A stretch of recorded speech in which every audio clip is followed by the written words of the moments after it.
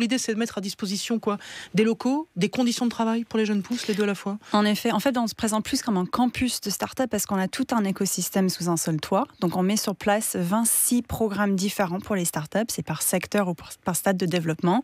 Ensuite, on a plein de différents services, que ce soit des investisseurs sur place, des services publics ou des différents entrepreneurs qui peuvent aussi accompagner des start-up. Donc, ça se passe d'ailleurs à la Halle Fraissinet. C'est un énorme bâtiment qui a été réhabilité pour l'occasion, qui est magnifique. D'ailleurs, c'est près de la grande bibliothèque François Mitterrand, pour situer. Combien il y en a des startups à l'intérieur, du coup ? On va avoir 1000 startups sur place. Donc, ça fait à peu près 3000 postes de travail dans la zone startup, entre 2 et 5 personnes par entreprise. Ce qui est énorme, 1000. En effet. Comment elles sont choisies ? Si moi j'avais une startup en train de monter, il suffisait que je vous écrive en disant voilà mon projet ? Oui, en fait, pour les 26 programmes, la sélection est différente. Donc, nous, par exemple, Station F, on a un programme qui s'appelle le Founders Programme et on a réuni 100 entrepreneurs dans 21 pays pour faire la sélection. Donc, on avait beaucoup de startups dans le monde entier qui ont postulé et on a vraiment essayé de choisir des startups les plus jeunes, donc les startups en amorçage, mais qui avaient quand même une équipe à temps plein, un produit, prototype ou une preuve de concept. Donc là, on peut voir que le produit commence déjà à marcher. Et ça coûte combien ?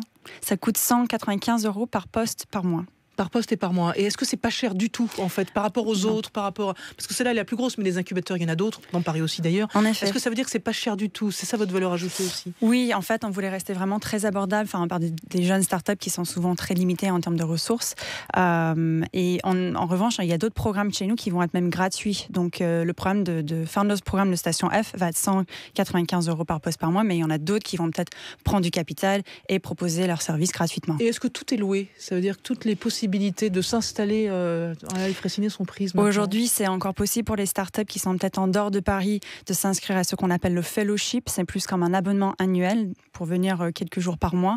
Mais sinon, quasiment la totalité des postes sont aujourd'hui loués. Et alors, pour combien de temps on loue dans ces cas-là ? C'est-à-dire que ces jeunes pousses qui commencent, vous dites effectivement, il ne faut pas être au stade complètement zéro. En fait, il faut avoir grimpé un petit peu. Mais quoi, au bout de 1 an, 2 ans, j'en sais rien, même moins, vous leur dites vous n'avez pas avancé, donc vous partez ? Ça se passe comment ? Oui, en fait, la plupart des programmes sont entre 3 et 6 mois.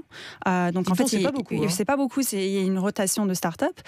Pour le Founders Programme, on est sur minimum 3 mois, mais on peut rester jusqu'à 15 salariés. Si ça prend 1 an, 2 ans, 3 ans, la start-up peut rester. Mais normalement, les start-up entre 10 et 20 salariés souhaitent chercher leurs propres locaux. Ça veut dire que vous les aidez à se lancer, mais dès lors qu'elles ressemblent vaguement à quelque chose et qu'elles ont les moyens de se débrouiller toutes seules, il faut qu'elles sortent du nid, en fait. En effet, oui. Qu'est-ce qu'elles trouvent sur place ? Parce qu'il n'y a pas que les start-up, vous le disiez, il y a différents projets, puis il y aura Microsoft. Et puis il y a Facebook aussi qui a des succursales, en tout cas qui est présent.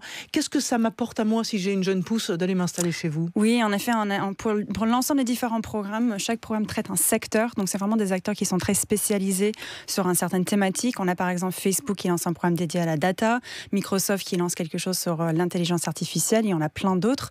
Là, chaque acteur apporte ses expertises, ses outils, donc tout ça à disposition de l'ensemble des startups de Station F.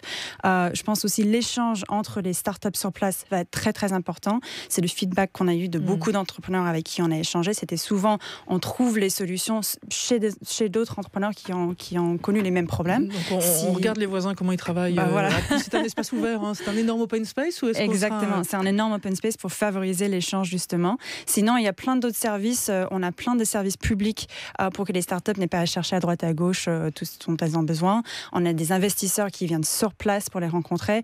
Du coup, vraiment, on a tout sur place. On a même un Fab Lab pour faire des prototypages de produits.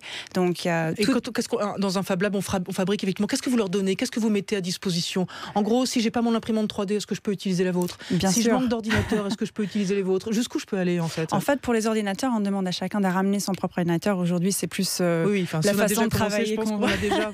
C'est pas le plus grave. Ouais. Mais en effet, dans la zone Fab Lab, on a plein de machines différentes, que ce soit des imprimantes 3D, des coupes laser, ce genre de choses. Mais c'est plus pour des entrepreneurs qui vont créer des produits physiques. Alors tout ça, c'est effectivement très jeune, c'est très nouveau, c'est ce qui se fait aujourd'hui. Et en même temps, tout ça va extrêmement vite, en fait. Comme si ça réussit pas tout de suite, il faut s'en aller, et puis s'en aller vite. Est-ce qu'on n'est pas un peu perdu quand même dans un immense univers ? Il y a plus de 1000 places, ça va être une foire incroyable, cet endroit aussi, quand même.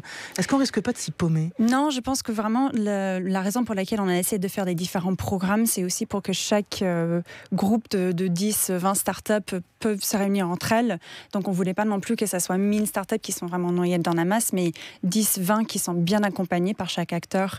Et je pense qu'on verra comment ça se met en place, mais on n'a pas peur de toute façon. Et donc, ce sera inauguré ce soir. J'imagine que l'idée, c'est de faire émerger. Si Mark Zuckerberg est chez vous, c'est que c'est gagné, en fait. C'est ça l'idée, au final. On espère.